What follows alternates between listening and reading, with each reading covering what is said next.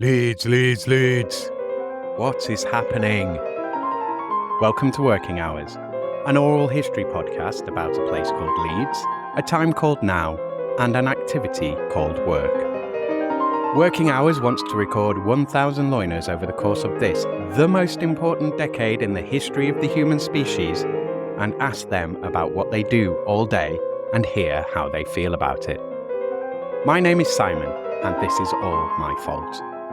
My mission here is to try to map out what my city, Leeds, a city that has declared a climate emergency, did during humanity's biggest emergency. On Working Hours, we hear how loiners have, are, and will be coping with our multiple and expanding crises during their day-to-day working hours. Can we turn things around?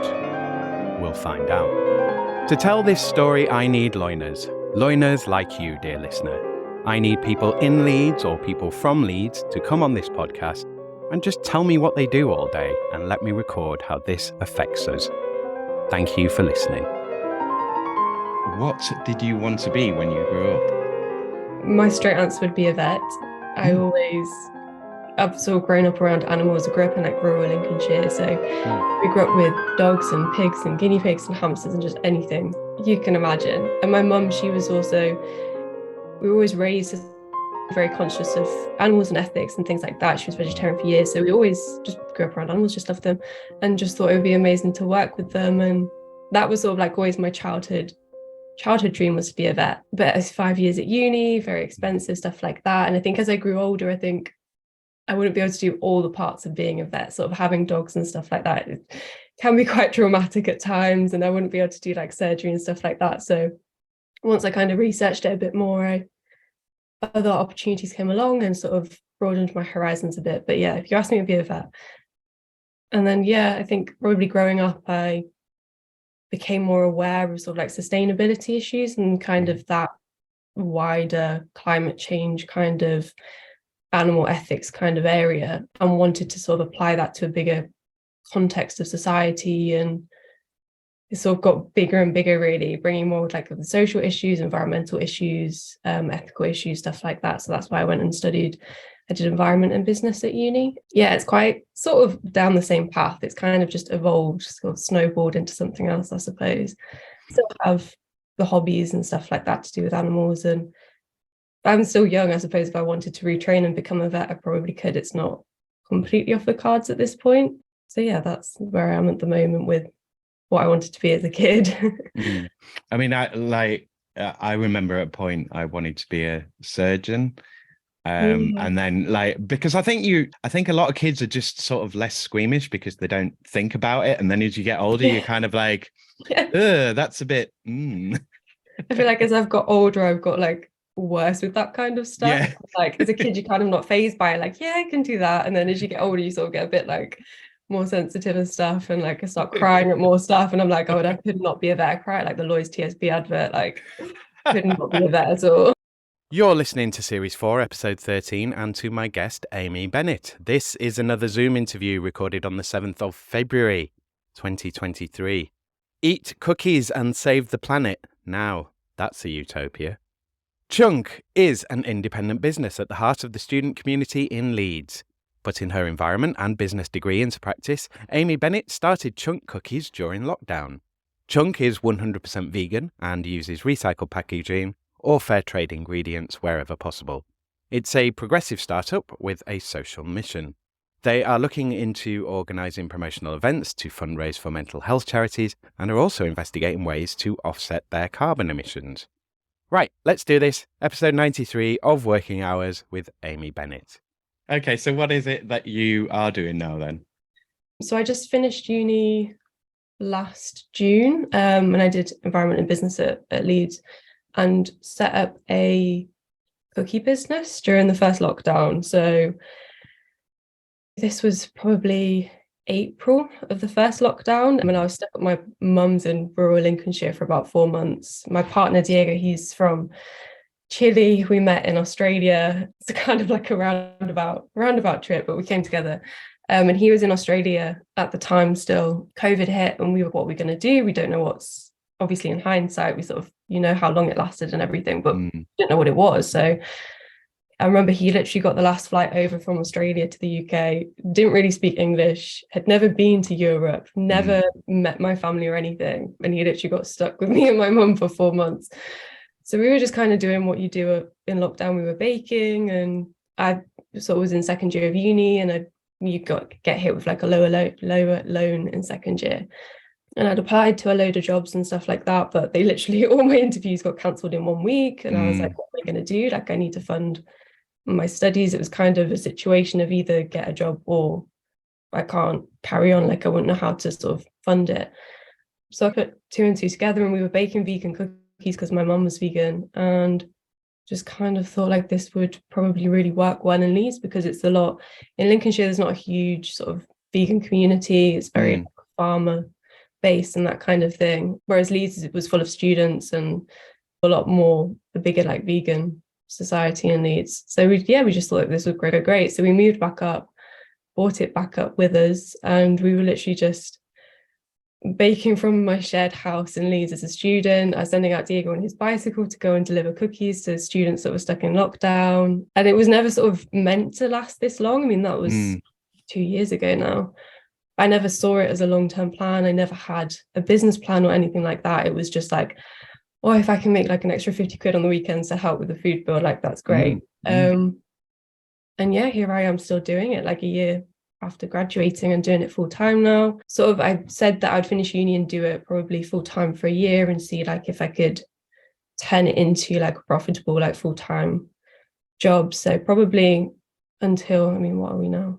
What month is it? February. Probably until summer, end of summer, and do it full time and kind of reassess. So yeah, that's where I am at the moment, baking and selling cookies, which is something I never thought I would do ever. So did you, like, when did you kind of register as a company? Did you start as like just, oh, we'll sell a few, or did you go straight to like, right, we'll do it as a company, set it up, get the pay coming in that way? Like, how did you go about it? I mean, I registered and everything because, I mean, I'm very like stick by the rules and stuff like that. I'm not very rebellious. So I did everything by the book and registered and with the local authorities and everything, just because I thought if it does happen, I kind of went into it without thinking about the future at all. So I just did what I had to at the time and just thought if it does go on for 1 year, 5 years, whatever, like set it up, like I've got it.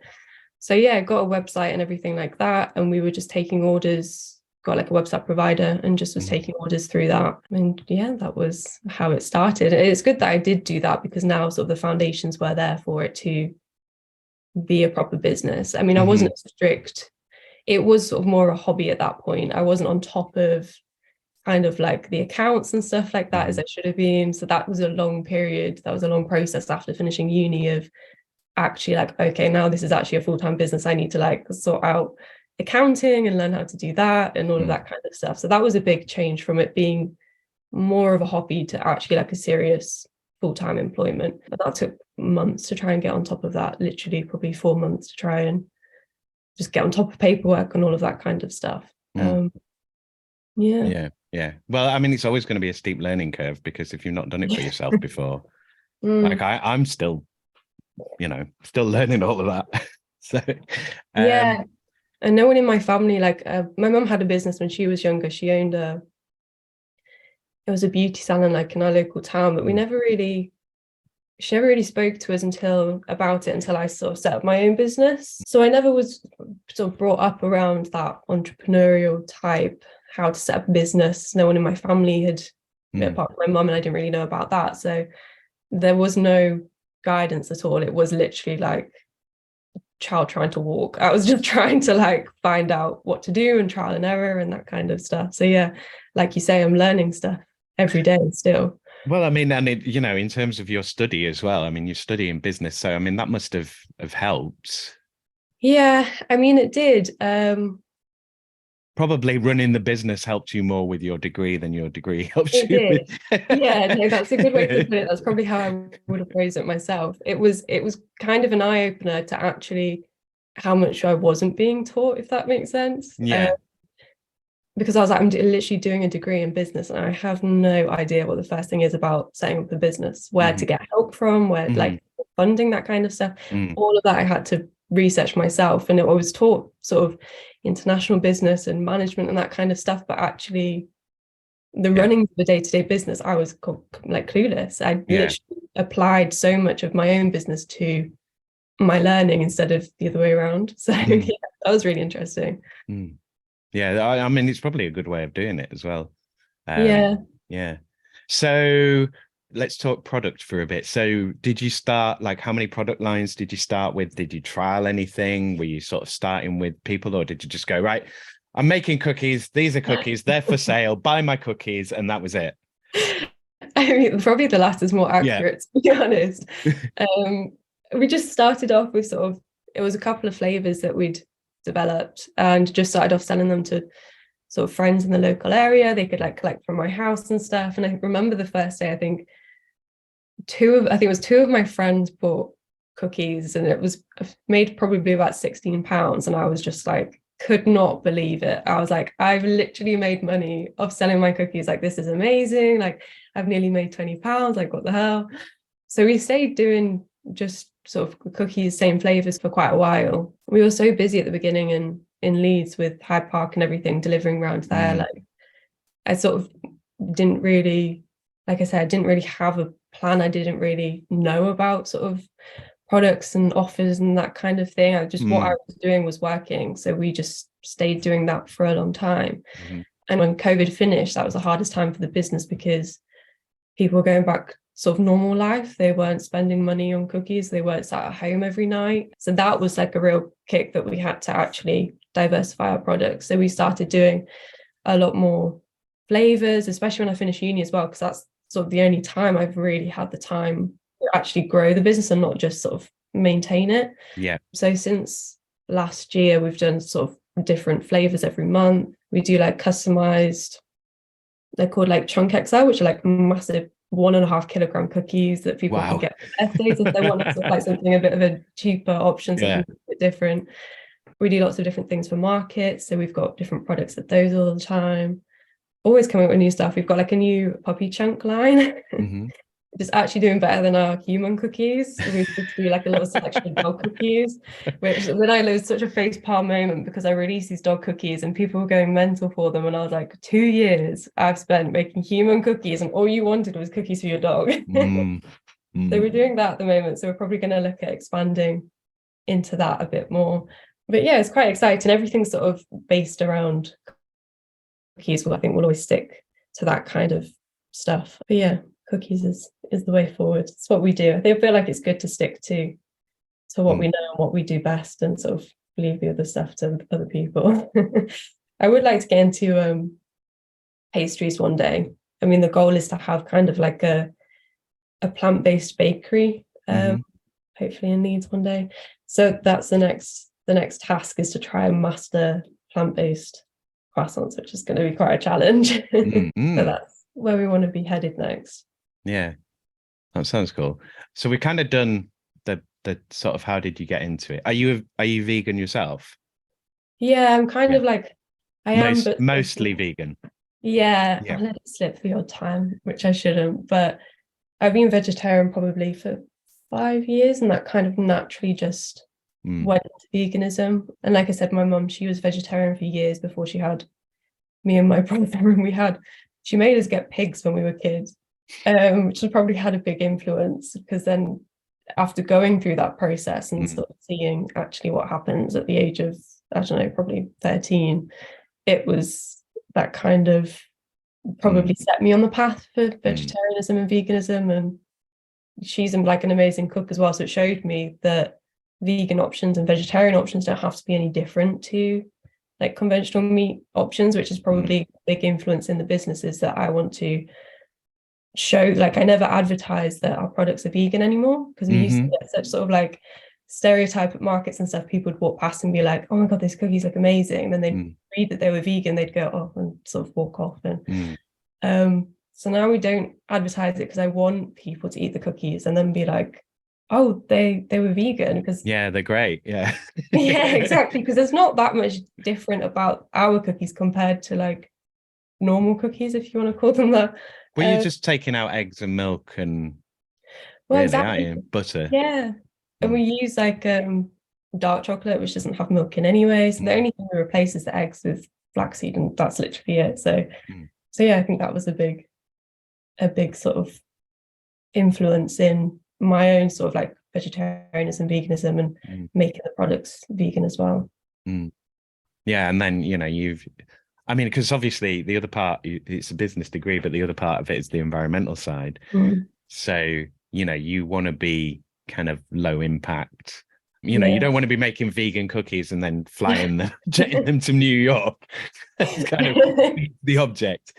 No, exactly. So you had that, like bicycle delivery and stuff is low impact, it's local area and stuff. So I mean, it must feel nice. I must have felt nice and continue to feel nice to sort of have a business that is low impact. It's in the area. I mean, it's like how have you've obviously gone past breaking even, and you obviously broke even sort of fairly quickly, I'm guessing.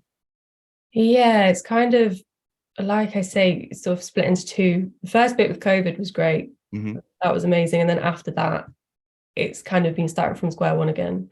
So kind of the past year has been breaking even, to be honest, with the cost of things. So hopefully if things do start to get better, that will be kind of our growth journey, second growth journey. Sort of COVID was very separate. It was exceptional circumstances. Yeah. So yeah. Yeah, it's kind of like it's literally coming out of the frying pan into the fire sort of thing. Yeah, it's like, oh yeah, that was a horrible situation. Oh, but now everything's open and it will all get back. Oh God. Yeah, it was. I think it was the same for most businesses. You had this idea that COVID would stop and markets would be back on and all of that kind of stuff, and people would be going back to work and everything would be great. And then actually very quickly dawned on us that our entire business structure was just not viable anymore. People weren't at home. People didn't have the spare money to buy cookies because they were out and doing things again. And looking back, it was like, God, how didn't we see that coming? But you didn't. Like, you just thought that at the end of COVID, everything would be amazing. And so, yeah, it was back to square one and like, okay, so how are we actually, we never did wholesale before COVID, and now the majority of our business is wholesale.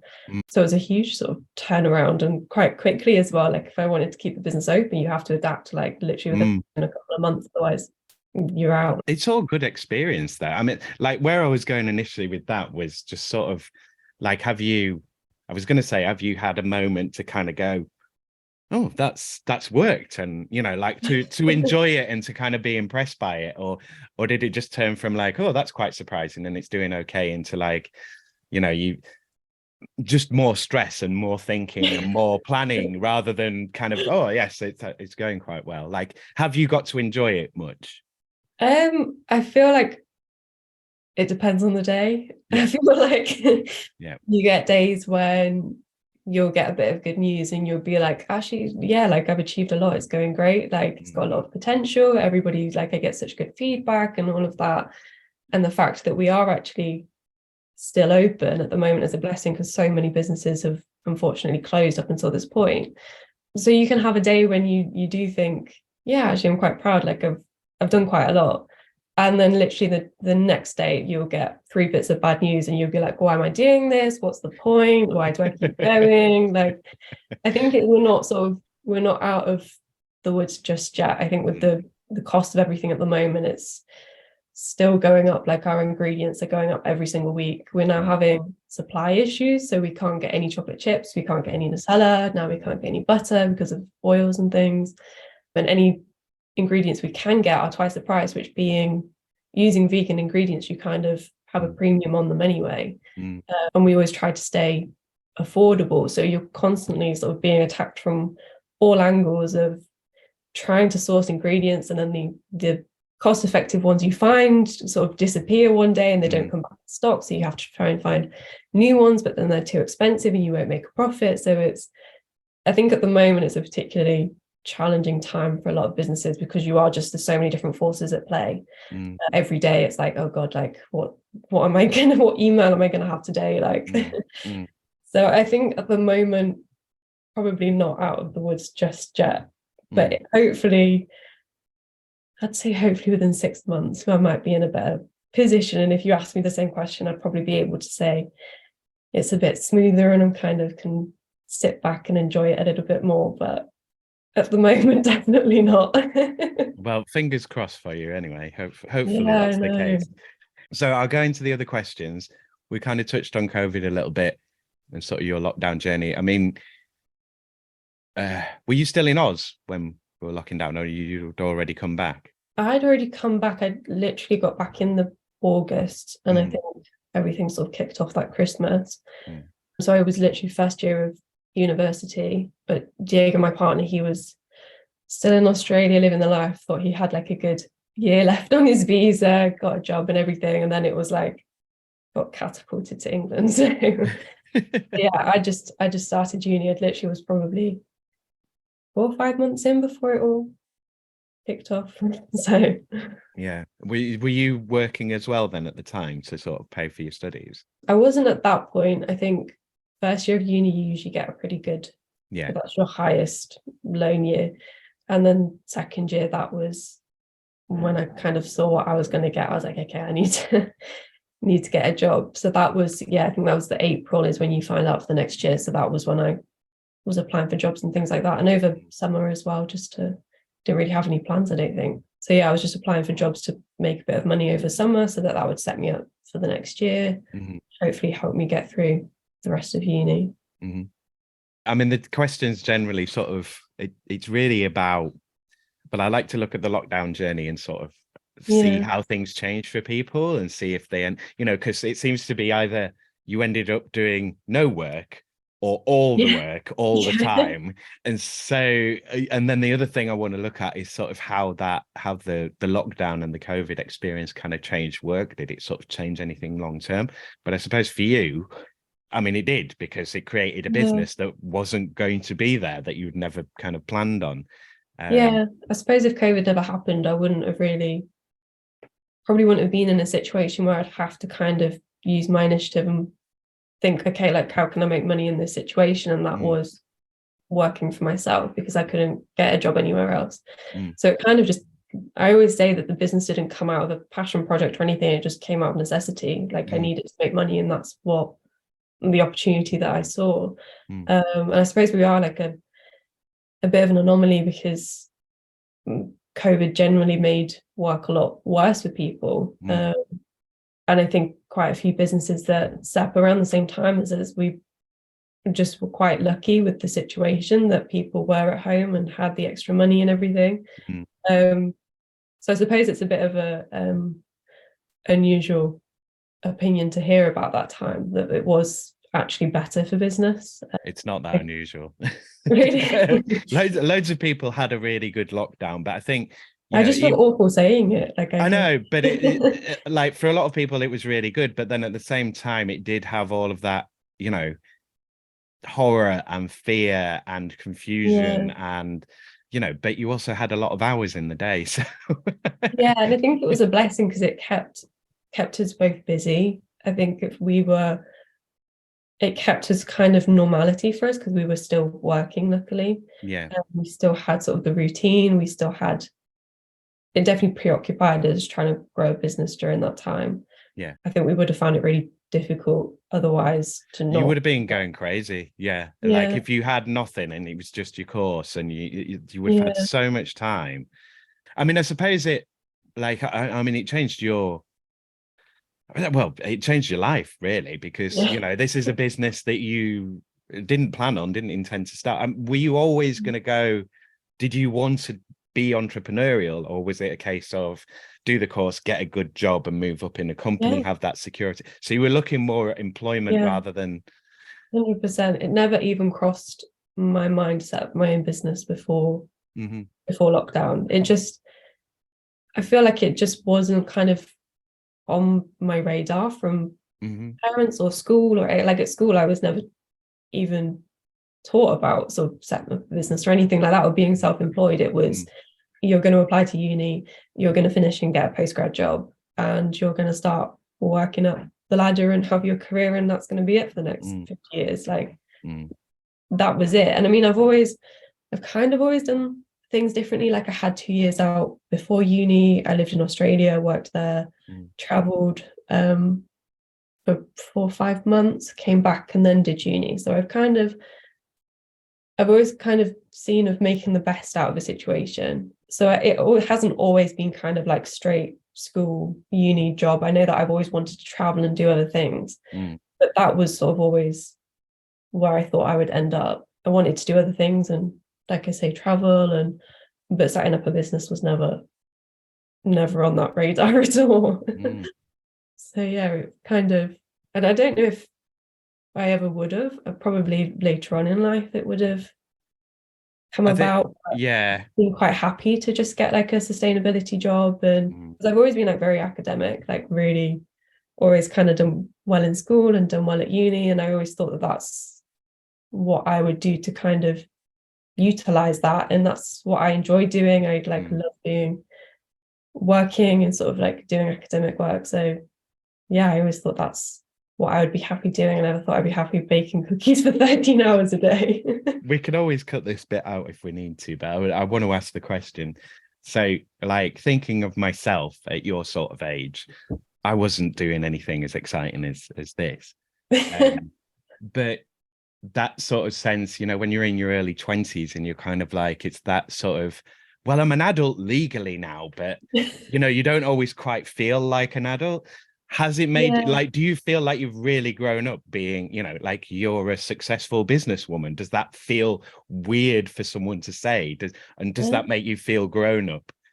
I feel like, I probably am living in denial. Like, I wouldn't call myself a successful businesswoman. So I suspected as much. I just say that I bake cookies for a living, and I did. Like, I don't see it probably how other people see it. I think probably the thing that did make me mature and sort of grow up the most, and what I'm most proud of, is living in a different country and traveling at like the age of 18 and that kind of stuff. I think it's going to take a long time for it to sink in for me to actually view the business as a business, and that I am the owner of it, and view it how other people view it. Because like my friends and family, they say like, God, it's amazing, like, I'm so proud of you. And I'm such like a perfectionist, and I'm so self-critical that I'm like, well, it needs to be bigger, like I need to be doing more, like I need to be doing this. So I think I'm probably never going to be that kind of person that views it as like, I'm grown up. Like in my head, I just see that I'm baking cookies, and that I should be sort of having a proper career, like that kind of mentality. I should knock off this nonsense and go get a real job. Yeah. No, don't, you know, like ride the wave as long as you can, I say. You never know what it'll lead to, and plus you've got that experience now. Like, you've had a business, you know, and most businesses fail within the first, you know, what is it like 50% in the first year, and then another however many percent in the first 3? Yeah, most businesses fail in the first year. If you get through those first 3 years, like, you're in an elite group of like, so you keep it going for at least 3 years, get 3 or 4 years under your belt, and you're like, yeah, I did that. I nailed that. I think since like doing it full time is, I think that's kind of, like I say, a separate journey from when I was doing it part time at uni, I think. So for me, like, proper business only started sort of last June. And I think as well, because a lot of people that do run businesses are a lot older than me, and they have a lot more experience. I mean, I'm a 23-year-old girl that's straight out of uni running a business, and I'm dealing with people that have brick and mortar businesses for like 20 years. So I think as well, like you said, if I view myself as sort of a proper businesswoman, I feel like that's always going to impact it, because of the sort of the market that I'm in. I sort of probably take myself less seriously, because I feel like, I don't have like a proper shop, I don't have like 20 employees, I haven't got 20 years experience, like I'm 23 and I'm baking cookies. So I think that's a big thing as well. It's quite difficult being so young in this kind of market. I don't know a lot of other people that kind of doing the same thing as me. I'm quite sort of on my lones. But it's a strength as well, because, you know, it like 20 years from now, you'll look back at this business and you'll be like, God, I'd never have done that. I wouldn't do that now. And some of it will be knowledge and experience, but some of it will just be fear. It'd be like, I wouldn't be that confident, or that, like, you know, I'd be too scared to do it, basically, because you get more fearful as you get older of things, of just like, I'm not going to try that, and I won't try this. And so, yeah, I think it's a really, it's a great thing. And congratulations to you getting Thank this you. far with it. I mean, the other part of the COVID thing is, you know, you mentioned bricks and mortar businesses and so on. I mean, it must have been a massive help to not have to have overheads like that of getting a shop, sourcing a shop. I mean, if you had, have you now got a physical shop or a space, or is it all sort of virtual still? We don't. I'm kind of biding my time and just sort of seeing what happens with that side of things at the moment, because I know that businesses aren't in the clear yet, and it's a huge, like you say, it's huge overheads to take on, and I want to make sure that I'm in a proper position to do that before I do, and I can do it properly. So sort of a middle step was so we've set up the business in a shared house. I was in the basement bedroom baking in a shared kitchen, and it just very quickly overran within a couple of weeks. So Diego and I moved into our own 1-bedroom house. We were baking there, and that very quickly got too small as well. So our landlord, he said, I've got this house there's nothing in the basement. What if we could put a bakery in there? So we were like, that's such a good idea at the moment, because it means we can have sort of like a commercial type space for a quarter of the price. So we moved here last July, and since then we've been doing up the basement to turn it into sort of like a full-on bakery. So there's like a little door in my kitchen, and you go downstairs and there's literally like commercial ovens, like all of this packaging, everything. And that was a really good decision, because like I say, for sort of a fraction of the cost, we are having a big space that we can use to bake. I can have employees. I've got like people working for me now that come and bake in the basement. Sounds bizarre.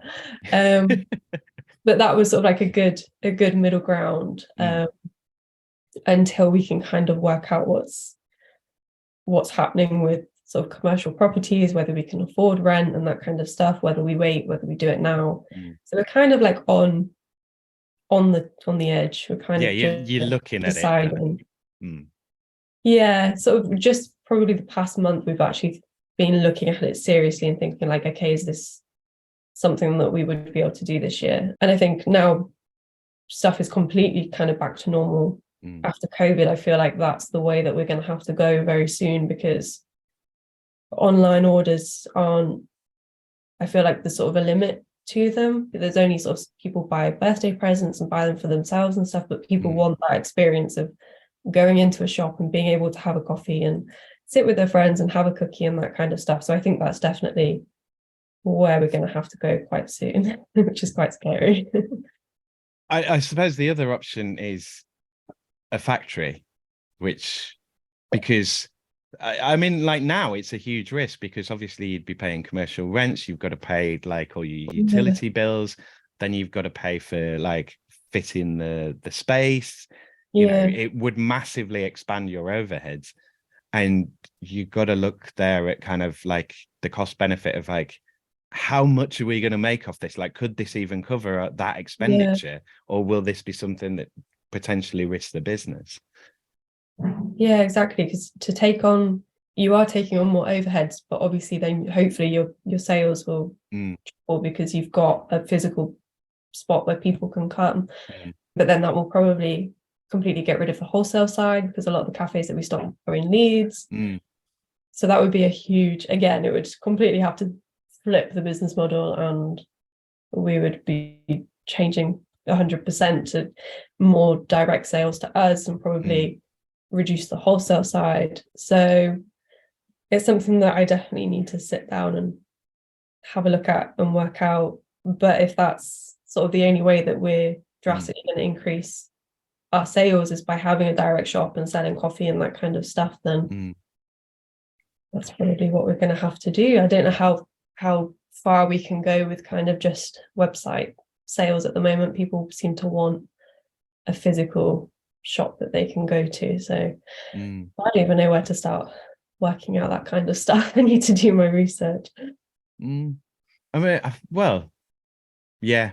And it's just bills and stuff are so expensive at the moment. Exactly. And I'm looking at commercial rent in Leeds, and it's just insane. And I know that if I did it, I'd want to do it properly. Like I'd be very specific about exactly what I want. So I'd want the right space. I've got all of sort of the criteria that I want it to have. So I'm quite happy also to bide my time and then do it right when the opportunity comes up. Like I'm not kind of not in any rush to do it at this age. I also don't want to be a boss at 23, and like I'm just too scared to have employees and everything. So yeah, well, yeah. I mean, I was going to ask with the sort of physical shop, is that something that you kind of want because it would feel like it was more like a proper business? Is that something that, Yeah, rather than it's necessary for us? Yeah, I think probably 50-50. It would, I suppose it would feel like it was a proper business and it was my proper employment. But then also it's quite scary because that means 100% committed to it for, I mean, most rent leases are like 5 years. So that means I've got to do this for the next 5 years. And what if, at the moment, at least I have sort of the flexibility that if I do want to, I don't know, go into sustainability or something like that, then I could. I'm kind of not too locked in. I could close a business if I wanted to. But yeah, getting like a physical shop, I suppose that makes it very real. And it takes on huge amounts of responsibility. But then also you probably get more reward from it. So it's sort of, it's a risk, isn't it? But it might pay off. Yeah, and you can't, you can't guess or predict either way. It's sort of, this could happen, this could happen, this could happen, but you don't know until you do it, really. Yeah. And I'm not like, I do take risks, but I'm very like calculated. I like to have like a plan A, B, C, D. Yeah. So I'll probably only do it when I have like a backup and I know that it's not going to close and everything's going to go wrong. So yeah, it's probably going to be a while, but hopefully one day. Okay, let's well, I mean, I suppose the other thing as well is if we do, I mean, it's unlikely to go to lockdowns again, but like if we get another pandemic, which is possible with, like what's happening climate change wise, like there's the chance for bird flu to leap across as well, and that's kind of devastating loads of things at the moment. So in some ways, it's kind of not having a physical space could continue to be a strength. Yeah, because I it's think kind of about like like I think having the bakery is a good middle ground because it's not too much of a commitment that if anything did go wrong, like a pandemic again, it is at home and we could kind of like absorb the cost ourselves. And you can mask up and be fairly safe within, like still work. Yeah, I do think about it a lot. If anything like that did happen again, what would I do? I wouldn't want to be in the position that I've seen a lot of people unfortunately had to close and they just couldn't stay open because they relied 100% on sort of like footfall and a physical shop. And so I'd want to make sure that I've got lots of different streams of kind of online sales, wholesale, my own direct sales, this kind of stuff. So I think it's kind of COVID taught me a lot. There's a lot to learn from it as a business. And you do kind of have to have assurances and plan Bs, and probably made me a lot more cautious about running a business. That's interesting. Because I was thinking as well, as this was kind of an unplanned business. I mean, who knows? You might be doing this forever. You could get bigger and bigger. You might anything could happen with it. But have you thought of getting it to say a certain size, or maybe? I mean, you can't predict the future either. But you could potentially do a few years and then be like, right, I've got what I want from this. I now know what I want to do next.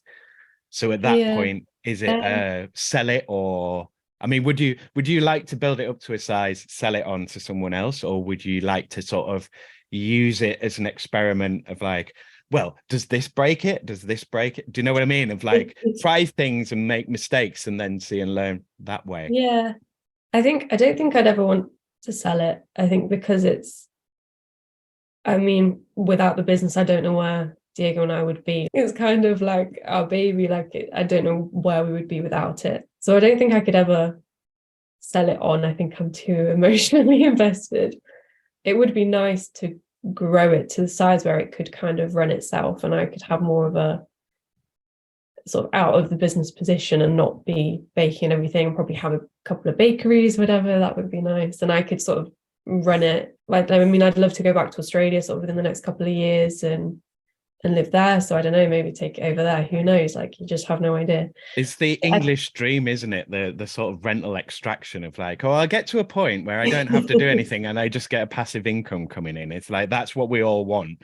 Yeah. I mean, I'm the type of person though that literally has to have like 5 plans. So I think I would get it to a point and so that I could work in sustainability and like also have a career. So sort of the business would run itself and then I could start working in sustainability and doing that kind of stuff, or set up my own kind of like sustainability consulting type company. So yeah, I'd like to get it to a point where it can kind of run in the background and then maybe go on to something else, which seems a bit of a weird way to do it, to sort of set up a business and then go into a career. Like usually people do it the other way around, I suppose. Well, you know what plans and reality are like, so. Oh god, yeah. I mean, I'm saying all of this, but who knows, like where I'll probably be starting up another business or doing something. I'll probably be a vet in 5 years' time. You never know. Who sells healthy, very healthy dog biscuits. Yeah, I wouldn't be surprised if it just turns into a full-on dog bakery and it probably do really well. And then 2 years of human cookies was like for nothing. Well, yeah, it's all experience. So let's do social media. So the amount of time that you have to put into social media, like, does that for you give a tangible return on investment? Is it like, I know I do this and then that has the effect of I sell cookies? Yeah. I mean, I would assume the answer is yes on this for you, because your business wouldn't have been able to exist without social media, I'm guessing. No, I mean, it's a good time to ask that question, really, because I've only started really putting effort into the social media probably this year. So you're looking at 6 weeks. And since then, I've seen our engagement, our reach, our sales increase, like, not drastically, but they've like more than doubled. They're growing, yeah.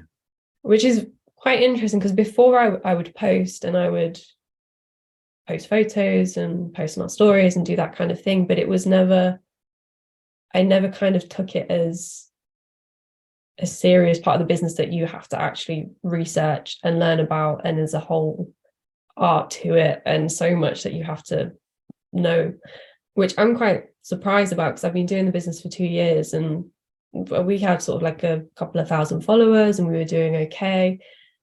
And then that was just one of the things for this year. I said, right, I'm like, this year now I'm on top of everything, I'm going to grow the business. And that the first thing to look at was social media. So I mean, I'm 6 weeks in and so everything has increased. Like, we've got hundreds more followers.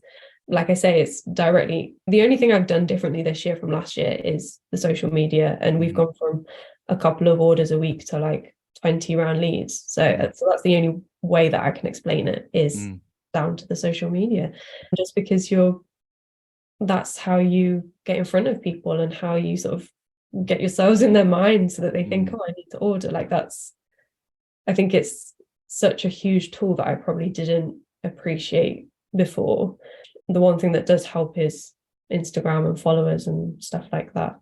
So yeah, in my business anyway, social media has had a massive influence on sales and how much money we make is directly related to how much I post. Yeah. Which is crazy. How's your food photography now then? I need to put more time into it, definitely, because I enjoy, like, I'm a creative person, like I enjoy doing photography and stuff, but I feel like you can only take so many photos of a cookie before it starts kind of just being the same thing. So I need to be more creative. Usually it's about just actually having that human connection and just remembering that they're real people behind a screen, and you kind of get an insight into their life and what they do. I think people are kind of more interested in that than, just. And I think there's that sense of discovery, like if you find something yourself online, it's kind of like, oh, I found this vegan biscuit place. Yeah. Rather than like if you read it in the paper, you're like, oh, did you see that thing about the thing? And it's like, just blends in with everything else. Yeah, and people have, I can't remember what it's called, it's like advertising block. So people automatically block out when they feel like the people are trying to advertise stuff to them. So I think, like you say, if they see it on their feed or whatever and they kind of discover it themselves, it's a lot more interesting than if you kind of just block it out if it's like another thing that you're scrolling past on Facebook. And you've made the active choice then, like you've made the choice to follow, even though Instagram's been suggesting it to you for weeks, going, look at these, you looked at this for a while, look at it again, you want to follow them. Yeah, so like you say, they have a choice in following, but I suppose they don't. Okay, I think we've kind of covered social media there. Unless there's anything else you want to kind of add on that, anything you want to say about it? Probably just that it is sort of like an interesting time, because I think social media will change. I mean, with Instagram and everything, it's so much more difficult now to grow and to get seen, and you have to work so much harder for followers and views and engagement and that kind of stuff. So I don't know where it's going. I don't know sort of the future of it. I mean, Instagram changes every day about whether they prioritize reels or photos or carousels, and you're constantly having to adapt and learn new stuff. And it's so easy to do well sort of on one type of account. So for example, like if you're a social media kind of guru, and people are going to follow you straight away because they want to learn what you're teaching them about, they want to grow their Instagrams, they want to do that. So I feel like it's a lot easier to get followers if you're doing something like that. I think it's quite difficult, or if you're an influencer, that kind of stuff, like I say, people want to know about people's lives and see what they're up to, what they're wearing, that kind of stuff. So if to try and get people to follow a page to look at just photos of cookies, I feel like it's quite difficult. You really have to think about, okay, how can I make this interesting to people? How can I make them want to follow me? Because they're just cookies. I mean, I didn't follow any cookie pages on my personal Instagram account because that's not what I want to look at. I want to look at people living in London and doing nice things. Like I'm not bothered about some cookies in Leeds. So I think it is going to get a lot more difficult, a lot more competitive on Instagram, and I don't know where it's going to go. Like if it's going to go to sort of more personal based platform. Obviously, like TikTok blew up on that kind of stuff. Videos, like you're constantly having to adapt and learn and sort of see what's coming next. So I'm not sure. Now social media really helps with sales, but I don't know if it will in 6 months or a year or a couple of years. So it's kind of like an interesting time. Are you personal? Like, have you put your face to your brand, or are you kind of like brand first? And I'll try not to have too many photos of me, thanks. I know I try to, but I'm not like I'm not that confident in front of a camera. Like I don't like the sound of my own voice. Like it's just my worst nightmare, like putting myself out onto the internet, because you're so exposed as well. Like if Facebook adverts and stuff, I see such awful comments under some of the adverts, and I'm like, do I really want to subject myself to that? But that's what sells cookies at the end of the day. People like the videos where they can see you and get to know you. So I try, but I know that it's something that I probably need to do a lot more. I mean, I will say from doing this, when I first started doing this, when I listened back to myself, it was awful for ages, because of just that hours and hours. And now, like you kind of depersonalize it after a while, and you get used to it, and you kind of, it doesn't bother you as much. But I do, like now I just sort of like view myself as some disconnected idiot who I'm just like, who's this idiot that's speaking? But I don't assume it, like, I don't put the criticism back on myself. It's a third person. I feel like you have like a good radio voice. I feel like you have a good voice. I'm quite happy to listen to you on my drive to work in the morning. I hoped to, but when I first started, I was like, God, my voice is really boring. Like I've been all over the place. My voice should be more interesting than this. Yeah, thanks for that. Yeah. Other thing on social media. So have you done any of the, like, how we make this cookie, or like the tour of the kitchen, or any of those kind of? So I've started doing them, like I say, probably the past 6 weeks. I've been sort of like come to a market with me, or sort of a day in the life, that kind of stuff, to show less of the cookies and more of actually what it's like running a business. But I mean, a couple of days ago, Instagram announced that they're not prioritizing videos anymore, and they're going back to photos. So and now I've probably got to change that again and think how I can incorporate that in photos instead of posting behind the scenes videos. But that kind of stuff seems to be what people are more interested in, and how you make the cookies, what it's like running a bakery at home and having a bakery in your basement. Like what's it like? Because I suppose everybody knows like what a cookie is, don't they? But they don't know what it's like, what goes into a cookie or a vegan cookie or a market and that kind of stuff. It's more interesting. So yeah, I need to do more of that kind of stuff. Also, it means dragging Diego into video me all the time, and sometimes that can be quite a challenge. Trying to get him to do it. Well, yeah, and plus you're a business making cookies. You didn't get into business to be a filmmaker. Yeah, that's the thing. Like when you set up a business, you think it's like, oh, I'm just going to bake cookies and sell them and that's it. But you're like social media manager, like I'm an accountant, I'm like a marketing person, I'm HR, like I'm everything. And you're your best and worst employee. Oh god, yeah, I'm like star employee of the month, but I'm also like the worst one. Since we Brexited, which I think was beginning of 2 years ago now. Oh yeah. This decade's just the worst. It's the messiest I ever. feel like the past 3 years have just, I cannot tell you what happened from Brexit. Like it just feels like a fever dream. It's not got any better either, has it? No, I feel like Joe Wicks and fighting over toilet roll and Joe Exotic.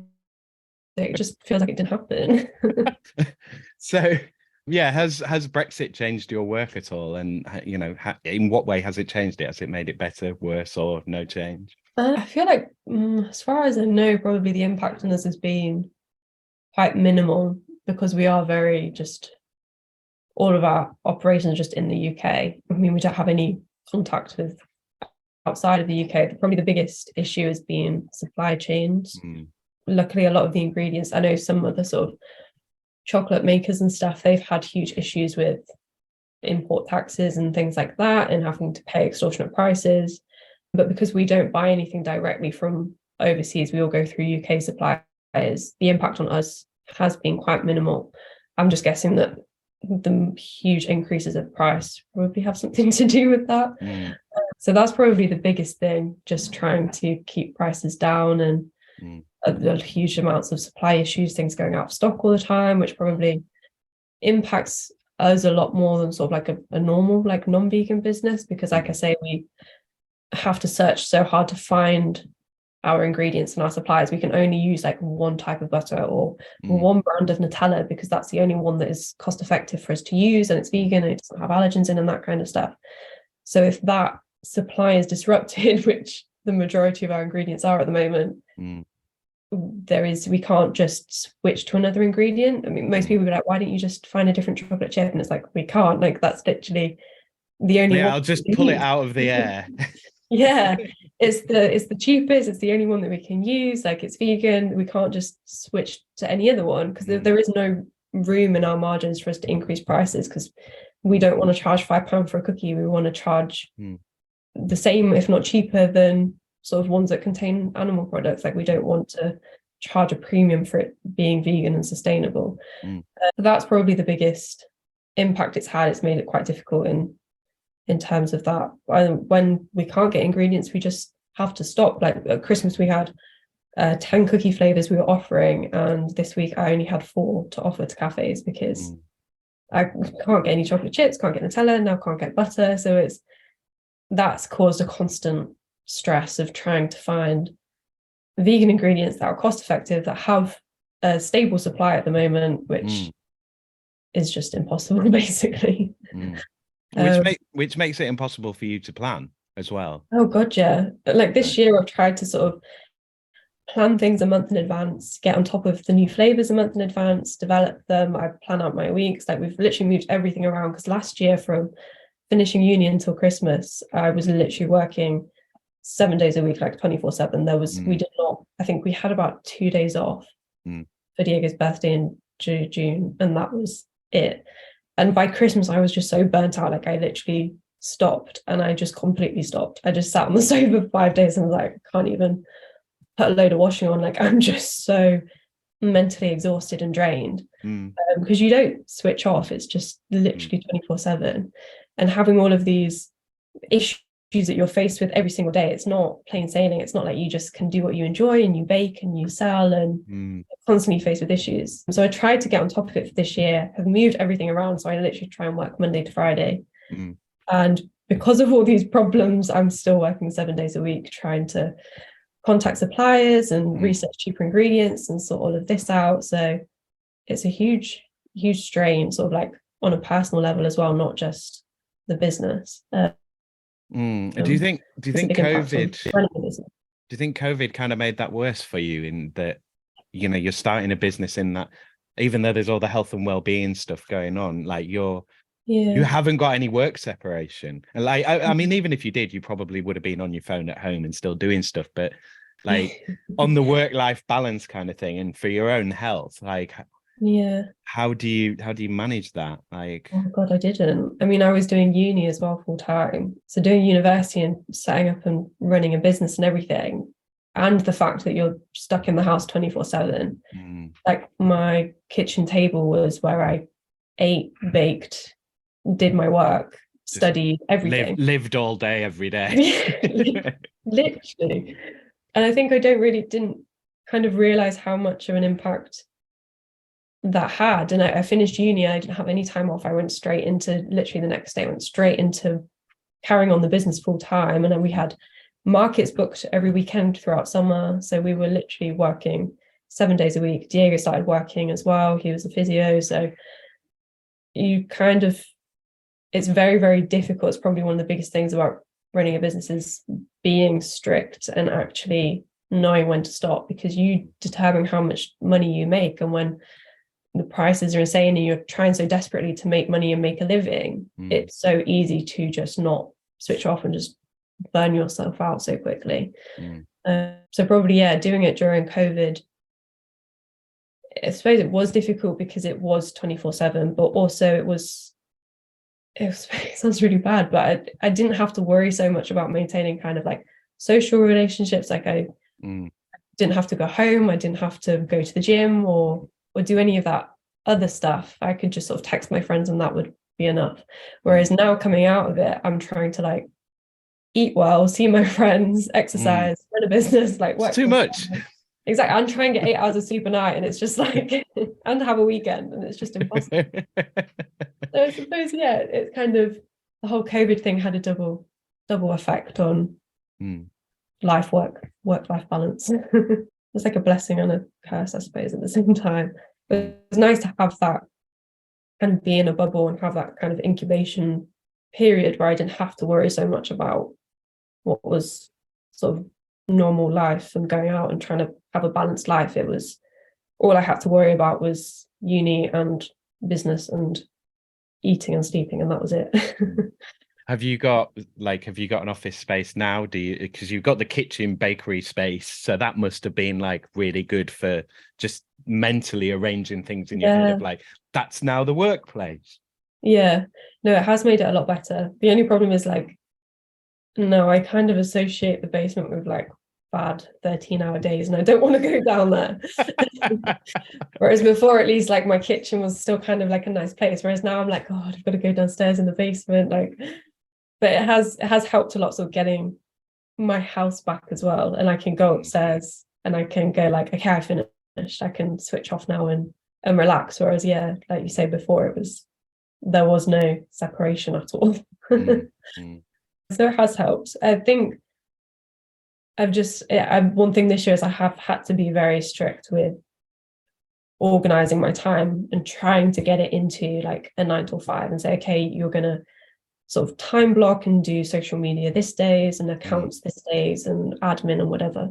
So I think I'm getting better, but it's very difficult. It takes a long time to kind of be very strict with yourself and stick to those times when you're in your own house. Like, it's so easy to be like, oh, I'll just have a nap, or we've got a puppy as well, so like that's so difficult to try and not just end up like taking the dog for a walk or playing with him. So you have to be very, very strict.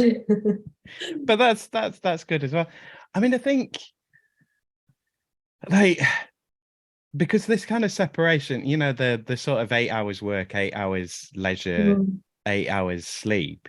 I mean, that's the thing that comes from the unions. It's not like a natural process or anything.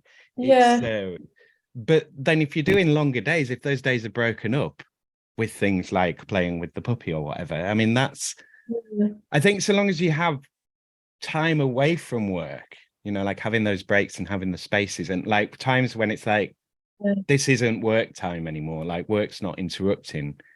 I think Yeah. that's when it becomes valuable time, you know. Yeah, just properly step back.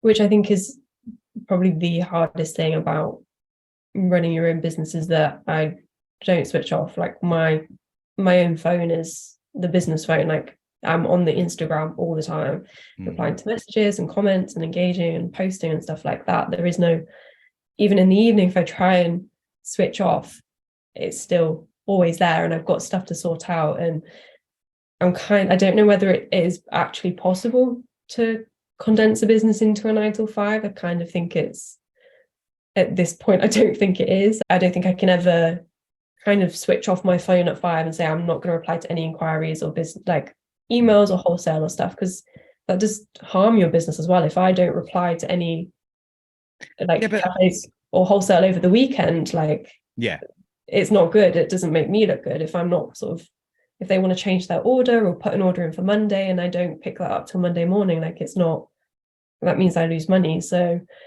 it's but also like you should kind of discipline your customers as well, to a degree of like, you know, I mean, surely someone can't expect that like when they message you at 10 o'clock or midnight or whatever, that you're going to reply, especially on a weekend. It's like, that's unreasonable. They do. But then if you reply, then you're normalizing that, and I think that's one thing with when you run a business, is people do expect you to be available 24/7, where we work weekends and everything. Even friends and family and stuff, they kind of don't understand that actually I just because I have a business does not mean that I can just take time off whenever I want and I'm free during the day and I'm just sat at home. That's not how it works. Like I'm literally, yesterday we were in the bakery baking for 13 hours and we had like half an hour off lunch and that was it. And it's so difficult to try and maintain relationships and keep customers happy and wholesale and all of that kind of stuff and balance it while actually trying to sort of guard your peace and be like, I'm going to shut off now.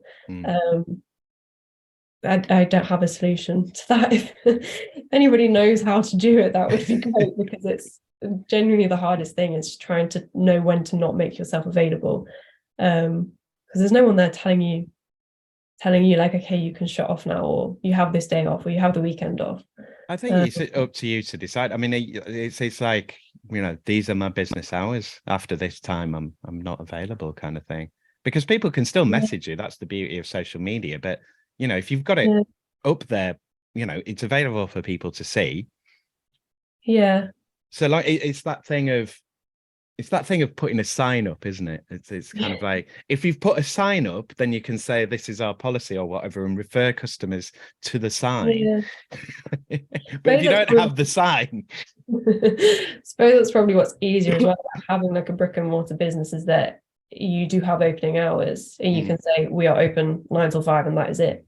But when it's sort of online and your customers are all online, like all of our sales are online on the Instagram, on the website, there is kind of no boundary. It's more difficult to kind of say, okay, like we are closed, because people are online 24 hours of the day. Like people do expect you to reply within an hour, and if you don't, it's you lose business and you lose orders. And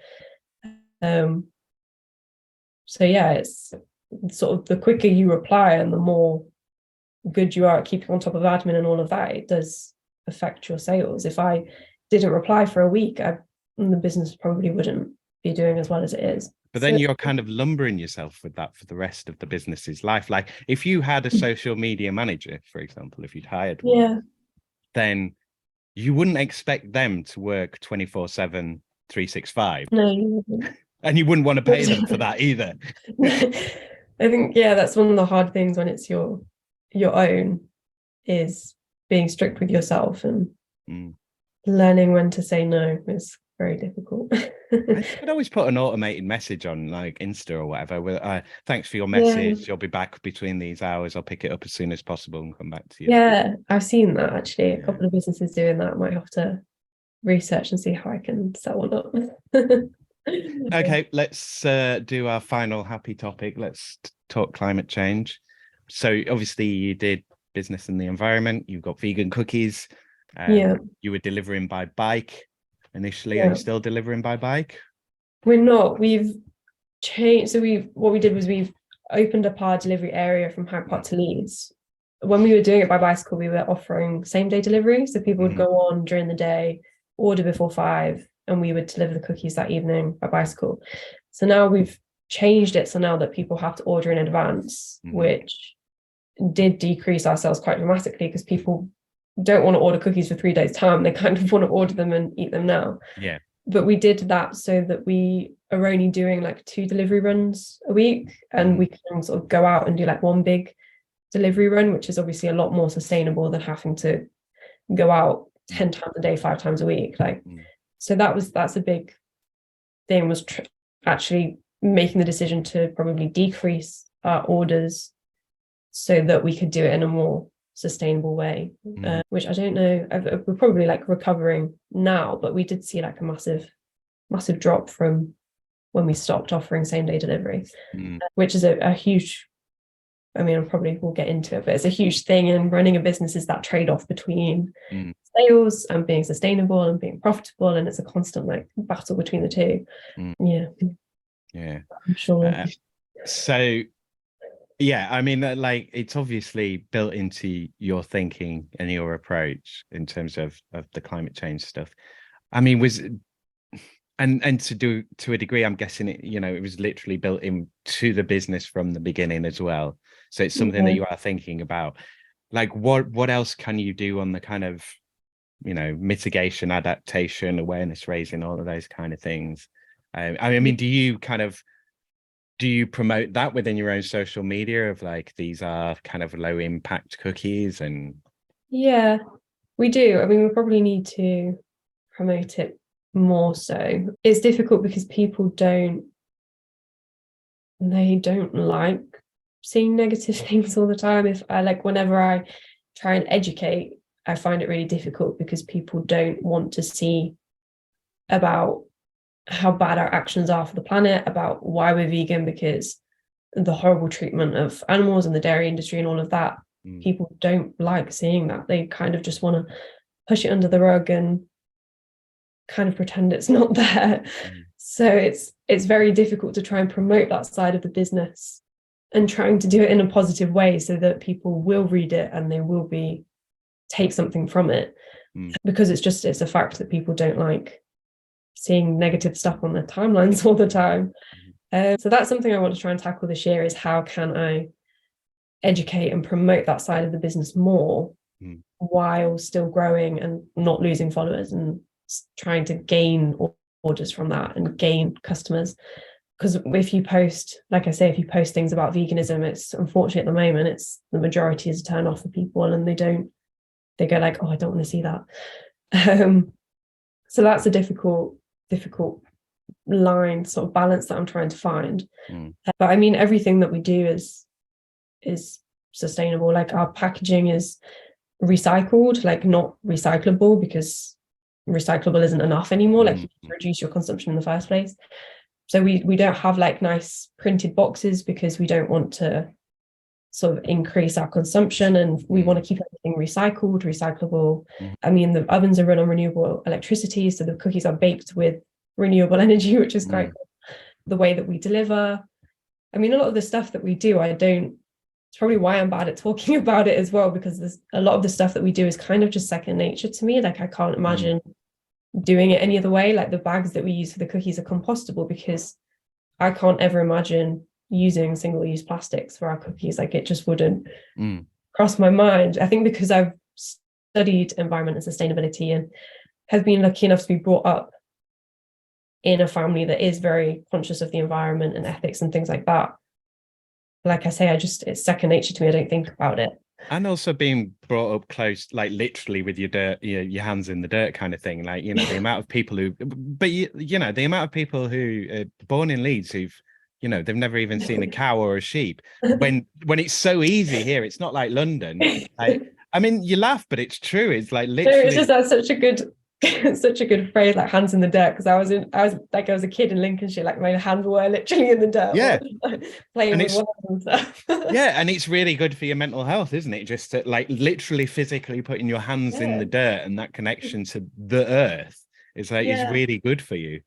I've probably never thought of that growing up sort of in a farming county and growing up with animals is that I probably naturally saw them more as animals and was more exposed to sort of like food supply chains and that kind of side of things. I suppose if you were never really around cows or sheep, or like we had pigs, like I knew that pigs had characteristics and they'd be happy to see us every morning, and I'd get in a pen and play with them. Like I saw them more as sort of like dogs than something I would want to put on my plate. So I suppose that kind of broke down that wall that I saw kind of where my food came from, which probably had a lot to do with. That's a really good point that you raised there. Of like, so I can imagine, you can imagine one of these people who's like, oh, vegans, blah, blah, blah, I hate vegans. It's like, if you said to them, right, eat your dog, they would just lose their mind.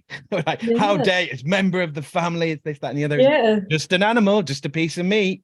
It's so true, because like I say, the pigs that we had when they were piglets, they were so cute. Like they were called Lincolnshire curly coats, so they were literally like I feel like they had curly coats. They were so cute, and we were in the pen with them. We would be playing, like they would love playing with balls and stuff. Like they would love doing enrichment and like mud baths and things like that. They would know us, they knew their names, like they would come to you. I mean, my mum literally has like we've always had chickens. She has a cockerel that is literally like best friend with her dog. Like it's so cute, like they literally play together. So I see animals as a lot more kind of on the same level as like a dog. They have feelings and sentient beings. Yeah, exactly. And I suppose if you don't grow up around that, you don't. But that's even the thing, people say that they do love animals and then they still eat them, and then that's when I'm like, well, how does that work? Like so it's a difficult thing being a vegan business. Actually, we get a lot of sort of stick for it. A lot of people have that mindset that vegans are like these crazy people that shout about animal rights and people that glue themselves to the roads and stuff. And it's, I mean, I think because I've grown up with a mum that's taught me about that and exposed me to that, I just wish people would sort of educate themselves a bit more. Like I remember in Sydney there was a group of activists and they were stood on the busiest street in the city centre, and all they were stood there with TV screens showing videos of what happens in abattoirs. And people were like spitting on them, saying horrendous stuff to them. And it's like, why are you so angry? Like they're not even, there's no message, they're not saying anything, they're not telling you to not eat meat, they're literally not saying anything, they are just showing you what happens. And people have like such abject reactions to it, and it's just because they feel guilty. We know we should be doing more, and it's that kind of like, you're judging me. It's like, I'm not judging you, you're judging me. This is what I never understand, like people that eat like a plant-based diet or whatever. I mean, I do it for animal reasons, but I also massively do it for environmental reasons. And since Diego's met me, he's now vegetarian because of environmental reasons. Like we both, I like the taste of meat. I used to love having bacon or whatever, but I choose not to. And I have replacements because I want to decrease the impact that I'm having on animal welfare and the environment. So it always blows my mind that people that choose to have a plant-based diet and are literally doing something good for the environment and good for animals still get villainized and made out to be the bad people. And I don't understand where this whole prejudice against plant-based diets come from. And I think it is changing, which is getting better, which is good. But yeah, the amount of people that come up to us at markets and go like, oh no, I like to have meat in my cookies. And do you? Oh, well, I know. It's like, steak fine. Cookie. Well, exactly. It's like, that's fine. Like, you do you. Well, I tell you what, we've got a bag of blood here as an option. So you can pour blood all over your cookie. Would that make it better for you? It literally just doesn't make any sense, does it? Like, it just baffles me. Okay. Do we want to do any more on climate change? I mean, you're being sustainable. I mean, let's talk a little bit about the tension between kind of the need. I assume you're a limited company. We're not. I'm just a sole trader. Yeah, it's just me. but there's always the tension between the need to grow profits and grow the business. Yeah. And there's also the need as well, because there's that kind of, it doesn't ever really feel like you can get to a steady state. I don't think. I think that it's like, I need to keep growing it. Like, yeah. So I just want you to talk a little bit about the tension between the need for your business to grow and the need within yourself of like, I don't want to grow the business too big, I suppose. Like that tension between being environmentalist and being a business person. Yeah, there is a huge trade-off in everything that we do. But like you say, between, okay, we need to grow, we need to be profitable and make things cost effective, and also trying to be extremely sustainable and limit our impact. And I think there's a sustainable activewear brand called Tala, and I think they summed it up really well. And she said, the owner of it said that we're not perfect in sustainability. We are a sustainable company, but we have to be open and honest and say that sometimes we can't make all of the sustainable decisions that we want to, because we would close. Like, it's what's better between being open and people choosing us and having that sustainable option there, or trying to be ultra sustainable and not being open at all. So there are things that we obviously could do better. One thing is that I want to source our ingredients more sustainably, use kind of like plastic-free packaging. Some of our ingredients are organic, but more could be. So that's a huge area that I know that we could improve. But at the moment, with the cost of things and the amount of ingredients we need, like that would mean that we won't be able to stay open, basically. So it's kind of like a give and take of where your priorities are, and kind of trying to balance these sustainable decisions with increasing profits and trying to stay open. And I know that we could be making more money. Like, this is a sad thing with trying to run a sustainable business, is that ultimately you do have to sacrifice profits, unless you want to charge £5-6 for a cookie that unfortunately nobody's going to buy. We are probably making less profits than we would be if we just used eggs in our cookies and sort of like plastic packaging and all of that kind of stuff, and didn't pay the premium that we have to pay for recycled packaging and for renewable energy and all of that. So I can understand why a lot of businesses don't have that sustainability element, but I think ultimately they need to. Like, I was quite sort of shocked when I opened the business that I don't know many other, or hardly any other, bakeries or vegan bakeries that are environmentally conscious, or actually have like a proper understanding of it. Because a lot of people, there's a huge amount of greenwashing. Like, people say, we use recyclable packaging, and it's like, well, that's not helpful. You need to be doing more. Like, the bottom line is that every business, small businesses obviously, as well as huge conglomerates, need to be more sustainable. I think that just has to be the baseline. I don't think, because I mean, small businesses don't have a huge impact individually, but when you look at how many small businesses there are in the UK, imagine if all of them used recycled packaging and took that couple of pence pay cut, or like reduce their profits by a couple of pence to use recycled packaging or to use renewable energy, it would have a huge impact. So I think that needs to be the way forward. But if you haven't grown up in that kind of environment, or you haven't studied sustainability, there's not many resources or sort of ways to get information that people would know how to run a sustainable business or how to make their business more sustainable.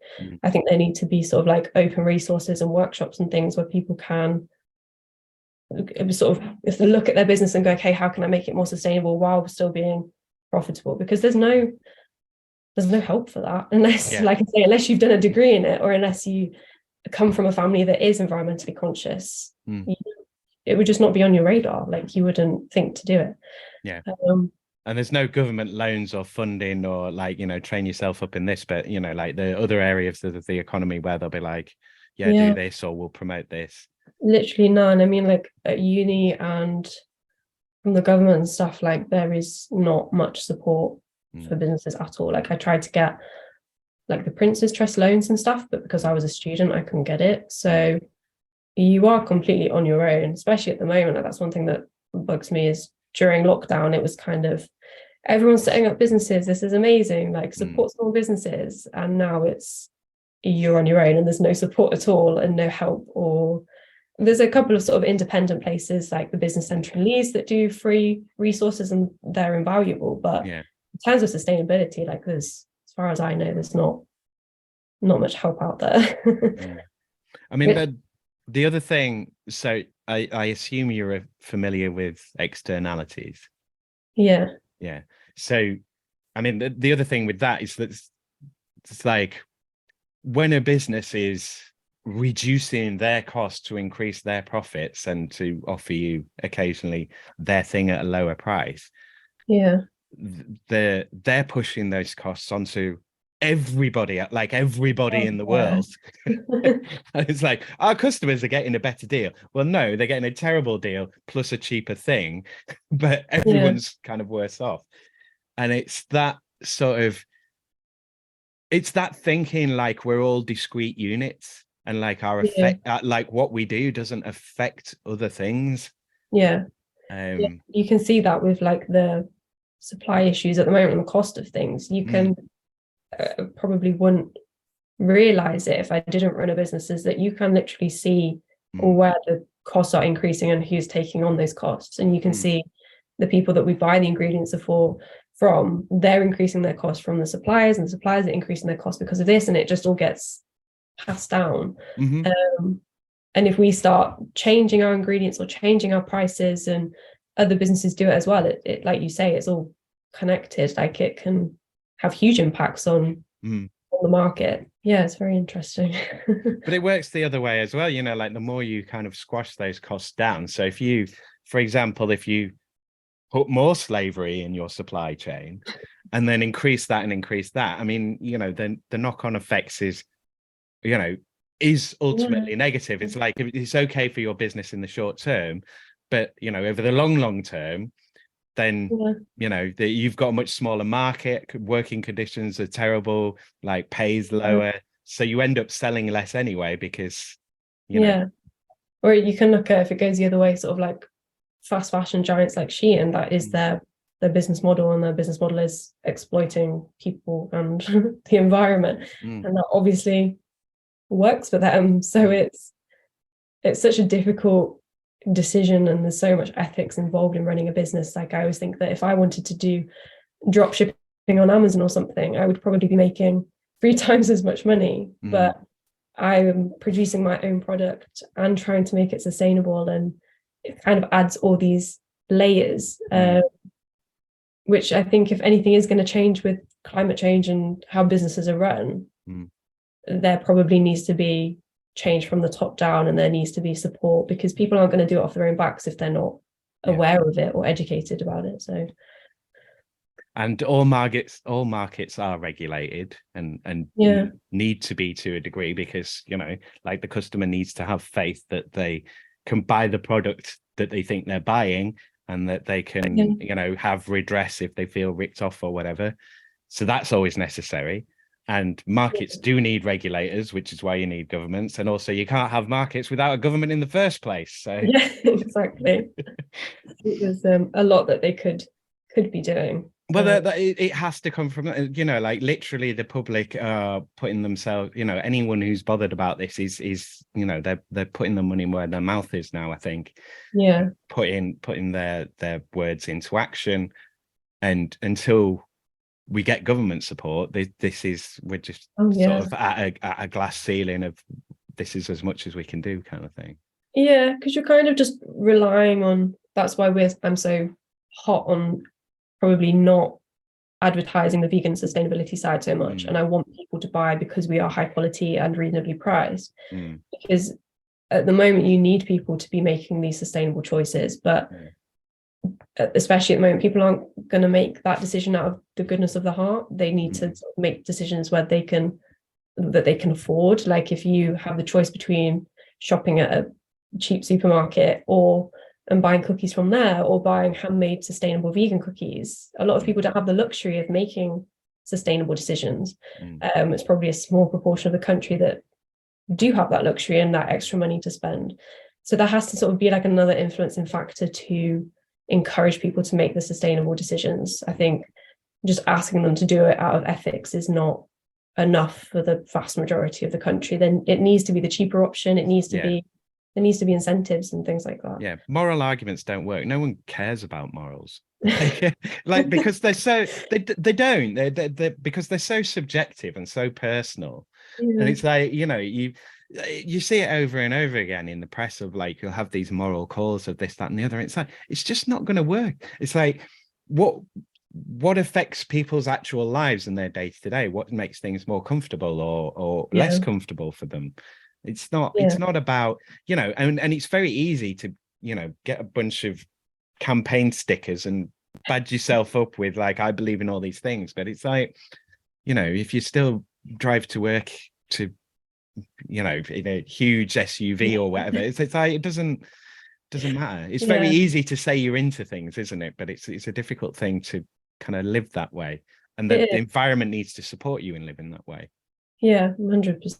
There's so many different actors at play, and even if you do actually have those morals, if whether you have the resources to buy the premium for sustainable items and organic items and that kind of stuff is a different argument altogether. A lot of people don't have the means to do that. A lot of people have the intention but not the means. People advertise and say they have the intention but they don't actually do it. Like there's a huge thing about ethical bias, that people overstate how ethical they are. If in any research, even if you mention the word like ethical consumerism, they will overstate how ethical they are and go, well, yeah, like I want to buy organic, but so do you actually on a day-to-day?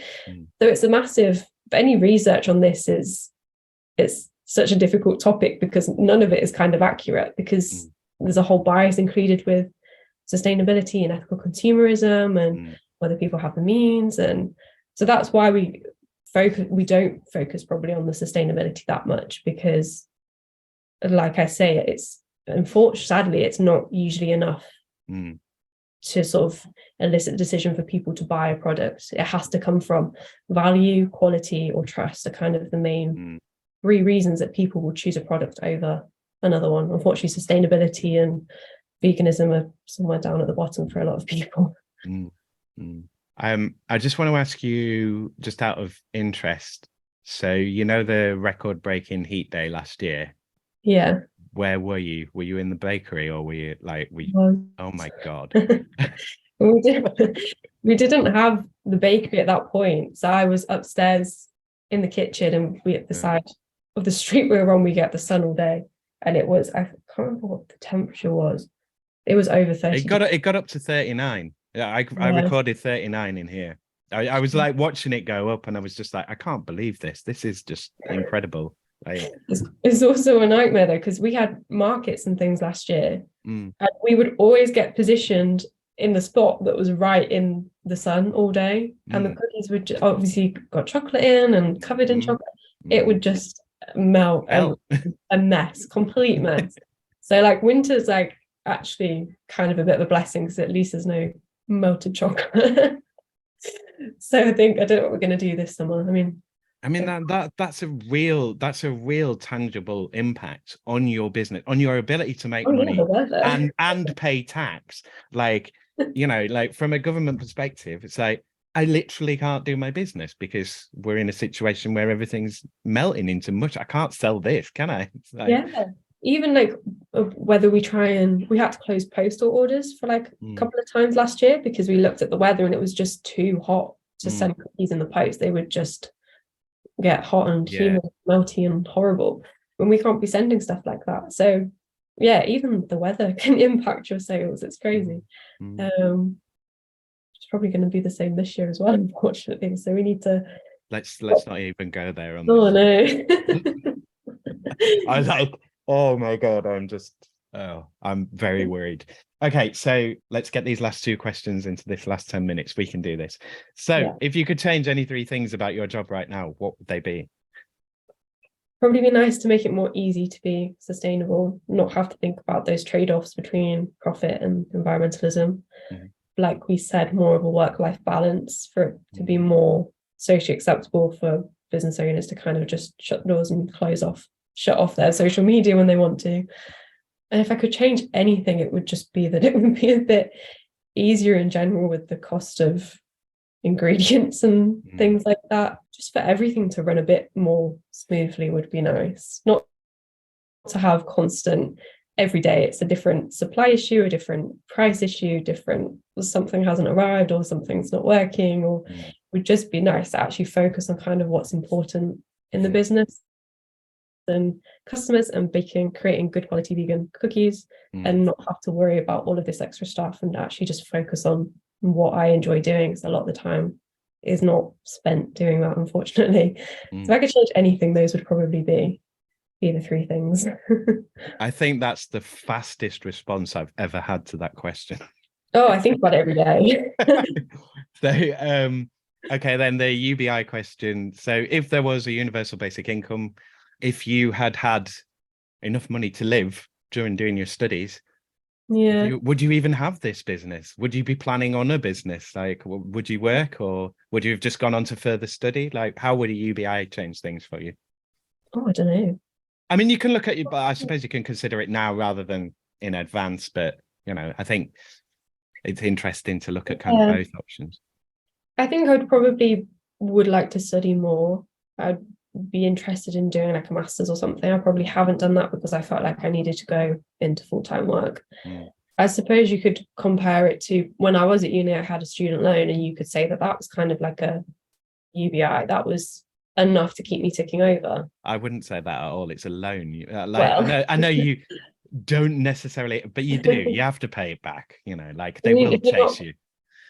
That was kind of enough money for me to live off in that kind of same respect. And I still set up the business on top of that, whether that was because, like we said, I wanted something to fulfill my time, to feel like I was growing something, putting my time into something, doing something kind of useful. I think I'm somebody that needs that ambition and to be working towards something. So I think if I personally had UBI, I would always want to kind of get more out of life. Like I said right at the beginning, I've always kind of tried to make the best out of a situation. So it would be a good tool, I think, for a lot of people to give them the time and resources that they need to do things like set up a business, or to kind of just have that assurance to actually be able to do what they want. I don't know how that would affect wider society and that kind of stuff, but I think a lot of people would still choose to work. I think probably just the work-life balance would be a lot more balanced. Because like I said, one thing, getting to this age at 23 and running a business and that kind of stuff, every day I'm faced with a decision of, do I close the business, get a 9 to 5 and be earning comfortable money, or do I be making a lot less money but I get to do something I enjoy? Every day I'm working towards something. I get to have a dog and be at home, and I can be around him and spend time with him. I spend time with Diego, and it's like, I've never really been faced with that question of actually, what do you value more, kind of like money or time and freedom, and the time to go out and go to the gym or go for a walk, or so I think it poses a very interesting question as to how people would choose to spend that extra time if they did have UBI, and people would probably be a lot more creative and be a lot happier and have more time to do hobbies and nurture things in their lives that isn't just 8 hours of work 5 days a week and you get 2 days off to do chores and catch up with a friend, and that's kind of it. Yeah, I think it poses a very interesting question. I think it would probably improve a huge amount of people's quality of life.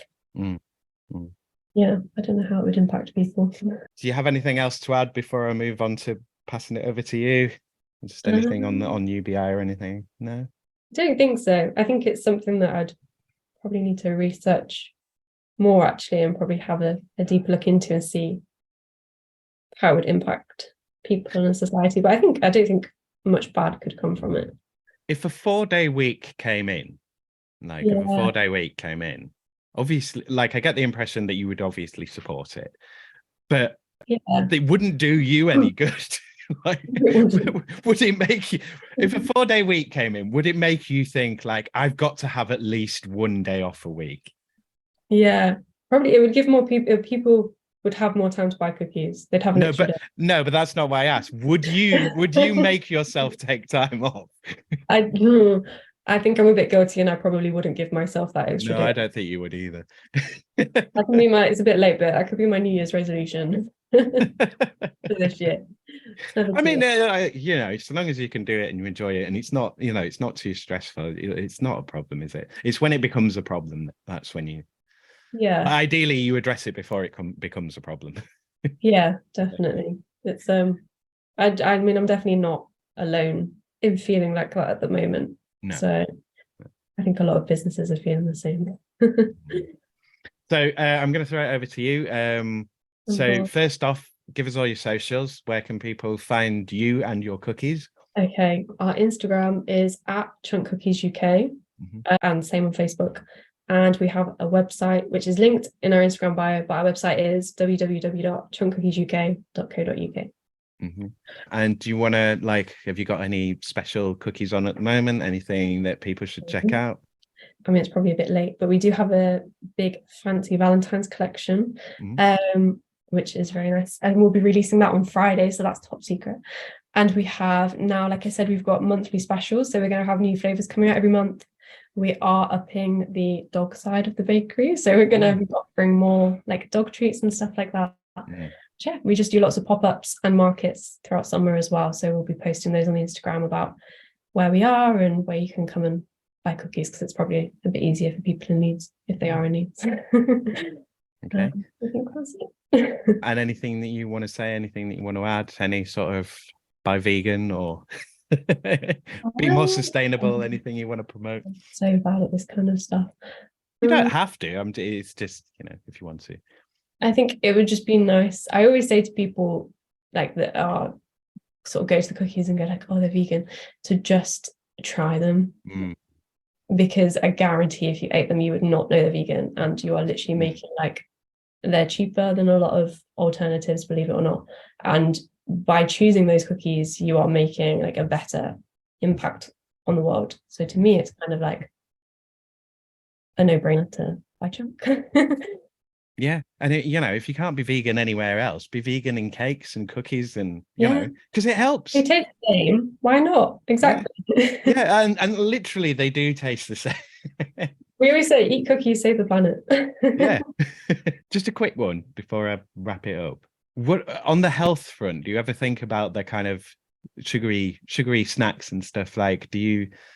What's your kind of perspective on that? I know it's an awkward one to throw in the last 2 minutes, but we don't have to necessarily use this bit, but I was just intrigued. Kind of about what, the health? Yeah, I'm, in an obesity crisis, selling sort of sweets and confectionaries and stuff. Yeah. I mean, the good thing about the cookies is that I'm very proud that we always make fillings and toppings, and everything is made by us. Yeah, and you're not putting artificial flavors. No, there's probably blessing and a curse of being vegan is that you can't just buy a big tub of filling from a wholesaler. You have to make everything yourself. So I know exactly what goes into cookies, and I feel very comfortable eating them. I know that they are literally like what you would bake at home. There's no preservatives or chemicals or loads of sugar. It's not like that. They are very simple in what they're made of. And I also think it's just about moderation. As long as you're not eating a box of cookies a day, I think you need a treat. I get a lot of comments of people saying oh, these aren't going to be good for my diet, or they taste good but they're bad for my waistline. And it's you shouldn't see them as something guilty. You should see them as a positive treat that you can have Wednesday afternoon. If you've had a bad day at work, you have a cup of tea and a cookie, and that's how we try to sell them. And like I say, they are good ingredients. They're not full of nasty stuff. But yeah, I think they should be enjoyed without guilt and in moderation. And plus, it's not the cookie that's making you put the weight on. It's the sitting at your office desk, sitting in your car, driving in your car, sitting everywhere. Yeah. That's the problem. Yeah, it's about balance, isn't it? Exercising and having a treat. I think you need a mix of everything. Thank you again to Amy for being my guest. Thanks again to all my guests, and thanks to you, Leeds, for being my subject. And of course, Thank you to you, my dear listener. Remember to like, share, follow and subscribe to Working Hours. Work for peace and plan with kindness. Okay, that's me. Cheers ears, take care out there and be kind to each other, Leeds. Working Hours is produced, recorded, edited and published by Simon Treen for Western Studios Leeds Limited.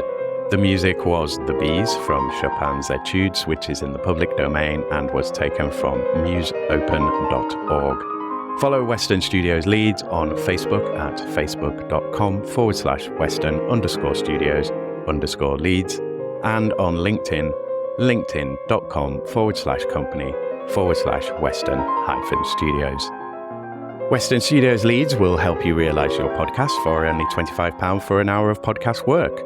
Need podcast production, recording, editing, or any podcast admin doing? Need it all doing? Do you want or need a podcast host or co-host for your podcast project? Then get in touch with Western Studios Leeds Limited. Email makemike@western-studios.com to get your podcast made. I am available to third sector organisations, small to medium-sized businesses and individuals who want to make podcasts or create other digital audio content. Want to make some fundraising case studies? Want to show off your expertise in your field? Want some help creating your show and format, or just some support learning to podcast and getting good? Whatever your podcast needs, get in touch with Western Studios Leeds. Go to western-studios.com and use the contact page to drop me a message about either Working Hours or about your own podcast project.